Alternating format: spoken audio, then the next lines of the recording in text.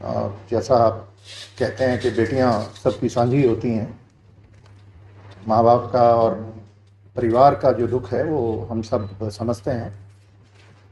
और इस दुख की घड़ी में हम उनके साथ खड़े हैं। परसों रात, जैसा कि आप जानते हैं, वो परिवार की तरफ से एक मांग प्राप्त हुई कि इस केस की इन्वेस्टिगेशन को सीबीआई को दे दिया जाए। तो परसों रात को ये पहली मर्तबा ये डिमांड आई, जिसको तुरंत सीएम साहब ने उसको माना और ट्वीट भी किया। और कल सुबह फिर एक और डिमांड प्राप्त हुई कि इसका जो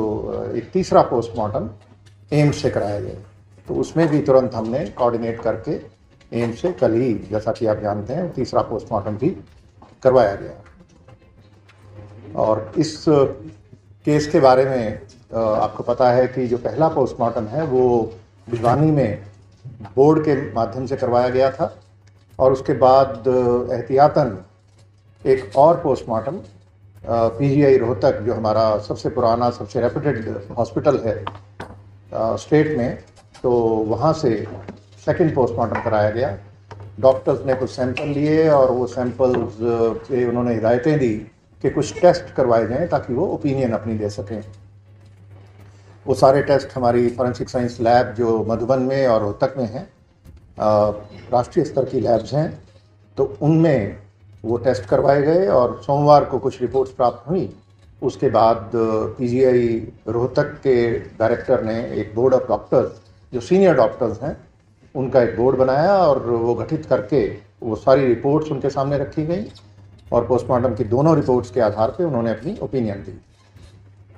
और जैसा मैंने बताया कि हमारे, और हम सब जानते हैं कि पीजीआई रोहतक में हमारा सबसे पुराना, सबसे रेप्यूटेड हॉस्पिटल है, बहुत काबिल डॉक्टर हैं, और हमारी जो फॉरेंसिक साइंस लैब्स हैं वो भी राष्ट्रीय स्तर की हैं और अंतर्राष्ट्रीय मानकों के मुताबिक वो अपने सभी टेस्ट करते हैं। तो ये जो निर्णय हुआ सीबीआई को देने का है, किसी भी तरीके से कोई उनकी, हमारे जो वैज्ञानिक हैं और जो हमारे डॉक्टर हैं, उनकी निष्ठा और काबिलियत पर कोई प्रश्न चिन्ह नहीं है, बल्कि क्योंकि परिवार की मांग थी और ये ट्रांसपेरेंसी की एक जो कमिटमेंट है सरकार की, उसके तहत कि सब कुछ ट्रांसपेरेंटली किया जाए और जो जन भावना का ध्यान रखते हुए ये निर्णय लिया गया। और इसमें जैसे ही परसों रात डिमांड आई, उसको तुरंत मान करके इस केस को जल्दी ही ट्रांसफ़र कर दिया जाएगा। उसकी एक प्रक्रिया है, वो पूरी करके ये सीबीआई को चला जाएगा। और जिन परिस्थितियों में भी ये एक प्रकरण हुआ, ये सारा घटनाक्रम, वो सारी परिस्थितियां भी इसमें निकल करके सीबीआई की जांच में सामने आ जाएंगी। तो इस सारे प्रकरण में बहुत सारे लोगों ने, काफ़ी जो इलाके के, भिवानी ज़िले के सामाजिक लोग और दूसरे लोगों ने बड़ा अच्छा इसमें एक रोल अदा किया। उन्होंने समझदारी से काम लेते हुए, जब एक स्टेज आई जब वो मॉब था जो लीडरलेस हो गया, कोई नेता नहीं था, तो उस वक्त काफ़ी लोगों ने अच्छा एक रोल प्ले किया, तो उन सबका धन्यवाद। लेकिन कुछ ऐसे लोग भी थे जिन्होंने, आपने देखा कि भ्रामक और एक तथ्यात्मक रूप से गलत प्रचार भी करके गैर जिम्मेदाराना एक माहौल बनाने का प्रयास किया, अराजकता का एक माहौल बनाने का प्रयास किया, कुछ सुर्खियां बटोरने के लिए कुछ शरारती तत्व, वो भी ऐसे लोग बीच में, ऐसे जब आंदोलन होते हैं आप जानते हैं कि वो आ जाते हैं, तो ऐसे लोगों के खिलाफ भी कुछ कार्रवाई की गई है। और मैंने कहा है अपने अधिकारियों को कि और ऐसे लोग जो भी हैं उनको चिन्हित करें, और ये इस तरीके के लोग पूरी व्यवस्था पर एक प्रश्न चिन्ह लगाने का प्रयास करते हैं सूचना बटोरने के लिए, और एक अपने पॉपुलिज्म की वजह से, तो इनको चिन्हित करना ज़रूरी है और जो भी कानून के मुताबिक एक्शन ज़रूरी है इनके विरुद्ध लिया जाएगा, क्योंकि इस प्रकार के लोग पूरे लोकतंत्र पर एक तरह से प्रश्न चिन्ह लगाने का प्रयास करते हैं। तो ये कुछ चीज़ें थी। और हम जो, जैसा आपको पता है कि कुछ पुलिसकर्मियों पर भी एक्शन हुआ, वो किसी इन्वेस्टिगेशन की किसी कमी की वजह से नहीं हुआ, वो एक परिवार की शुरू में ये बातें आई कि उनके साथ व्यवहार कुछ ठीक नहीं किया गया, तो उसके चलते विभागीय कार्रवाई जो हुई उसमें जो भी आगे उनको प्रिंसिपल्स ऑफ नेचुरल जस्टिस के हिसाब से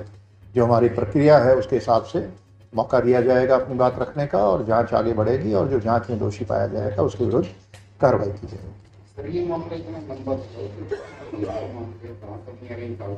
देखिए साहब, जब ये सारा का सारा आपने देखा होगा कि जो इन्वेस्टिगेशन है पूरी की पूरी साइंटिफिक हुई अभी तक। ये सारी जो इन्वेस्टिगेशन की जो फाइंडिंग्स हैं वो 2 चीज़ों पर आधारित हैं, पोस्टमार्टम की रिपोर्ट और फॉरेंसिक साइंस में जो टेस्ट हुए लैब्स में उनकी रिपोर्ट्स। तो जो टेस्ट होते हैं उनका एक प्रोटोकॉल है, उस प्रोटोकॉल में हम कॉम्प्रोमाइज़ नहीं करते।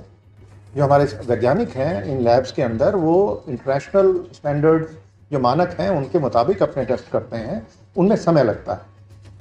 और एक रिपोर्ट ऐसी है, आप देखिए वो अभी तक उसकी वो आ जाएगी एक रिपोर्ट, उसकी बहुत रेलिवेंस नहीं थी, पेरिफेरल थी, लेकिन उसका एक प्रोटोकॉल है। उन्होंने कहा कि 3 दिन लगेंगे। तो जैसा हम बीमार हो जाते हैं, हम लैब में टेस्ट कराते हैं तो कई बार ब्लड कल्चर और दूसरे टेस्ट होते हैं, आपको पता है, उनमें 36 घंटे 48 घंटे का समय वो बताते हैं आपको, इतना समय लगता है। तो जो फॉरेंसिक साइंस के टेस्ट हैं उसमें लैब्स के अंदर, उनमें जो समय लगा, और जब जैसे ही ये हमारी विसरा की रिपोर्ट मंडे को मिली, सोमवार जो गया उसको मिली, मंडे को ही हमने प्रयास किया कि इनको, उसी दिन बोर्ड बन गया और बोर्ड बनकर उन्होंने ओपिनियन दे दी, जिसके बारे में आपको अवगत भी कराया गया। आप इस मौजूदा केस की बात कर रहे हैं या वो? हाँ, ये उसके रिपोर्ट में आया हुआ है, इंसेक्टिसाइड है मोनो करके, मोनो स्प्रे, या हाँ आप पढ़ के बता दें। ऑर्गेनोफॉस्फोरस अभी ये मुझे लगता है कि ये सारी डिटेल्स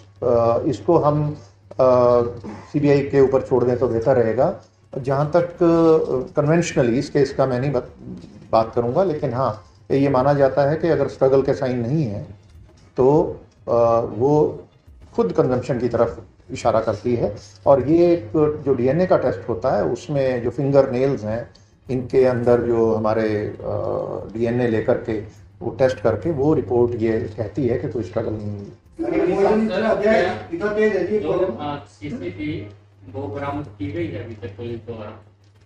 ये सारी चीज़ें अभी इन्वेस्टिगेशन में आएंगी, और इसको अभी तक जहाँ तक मुझे ध्यान है कुछ सीन ऑफ क्राइम पे कुछ वो मिली हैं डिब्बे वगैरह, पर एग्जैक्टली इससे कनेक्टेड कौन सा है ये अभी तक मिली है, इसके बारे में आप कुछ बताना चाहेंगे? सर, अभी तक जो वहाँ पे मौके पे जितने भी बोतल्स मिली हैं उन सभी का बैच नंबर जिस दुकान से खरीदी है उसके बैच नंबर के लिए कंपनी से मैच किया जा रहा है, और जब तक कंफर्म होगा, मतलब जैसे सर ने बताया आप लोगों को, since case has been proposed to be transferred to CBI, तो अब ये आगे की जांच वहाँ से एक पक्ष इसको मर्डर कहता है, एक पक्ष, दूसरा पक्ष जो सुसाइड मानता है, एक तीसरा पक्ष कहता है कि उन्होंने किलिंग की भी संभव। क्या इससे याद से ऐसा कि वो अब निष्कर्ष पे पहुंचना, मैं आप यही रिक्वेस्ट करूंगा कि इस स्टेज पर कुछ भी कहना उचित नहीं है, इसको हम सीबीआई के ऊपर छोड़ें। और सीबीआई का हम तुरंत केस बना के भेज रहे हैं, और एक प्रक्रिया है वो जैसे ही पूरी हो जाएगी उसमें केंद्र सरकार को भी एक नोटिफिकेशन करनी होती है, 2 नोटिफिकेशन होती है, एक पहले राज्य सरकार करती है उसके बाद केंद्र सरकार करती है, तो उसमें थोड़ा समय लग जाता है, लेकिन हाँ जी अंतिम ये केस जो बिगड़ा था, यहाँ से बिगड़ा था कि कुछ पुलिस कर्मचारियों का जवाब थी। जब हरियाणा पुलिस का टॉप फोर्स ऑफर है, क्या वो नीचे वाले पुलिस कर्मियों को ये ट्रेनिंग नहीं दी जाती कि लोगों के साथ इस तरह का बिहेवियर चले, ये हालात इसमें ना हो? हाँ, इसमें क्योंकि वो जो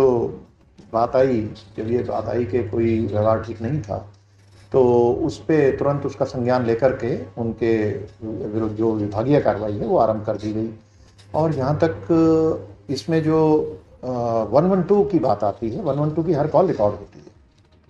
इसमें भी जो कॉल आई उनकी रिकॉर्डिंग मैंने सुनी। तो मैं कहूँगा एसपी साहब से रिक्वेस्ट करूँगा कि बाद में आप सबको शेयर करेंगे, पर मैंने पाया कि जो 112 में जो इनिशियल रिस्पांस था वो बहुत अच्छा था। उसको ये जो चंडीगढ़ का, तो उनकी काफ़ी ट्रेनिंग होती है, और यहाँ भी वही ट्रेनिंग हम अपने जितने भी ERV का स्टाफ है, जितने इमरजेंसी रिस्पांस व्हीकल्स हैं, इन पे जो लोग पोस्ट किए जाते हैं उनको भी वही ट्रेनिंग दी जाती है। यहाँ एग्जैक्टली क्या हुआ इसकी कोई रिकॉर्डिंग नहीं है, पर हाँ अब क्योंकि ये आरोप था और पीड़ित परिवार की तरफ से था, तो उस पर हमने पूरी उसको ध्यान देते हुए, तवज्जो देते हुए उनके विरुद्ध विभागीय जांच की प्रक्रिया शुरू कर दी। उसमें जो भी उसका नतीजा निकलेगा उस हिसाब से कार्रवाई की जाएगी। Thank you very much.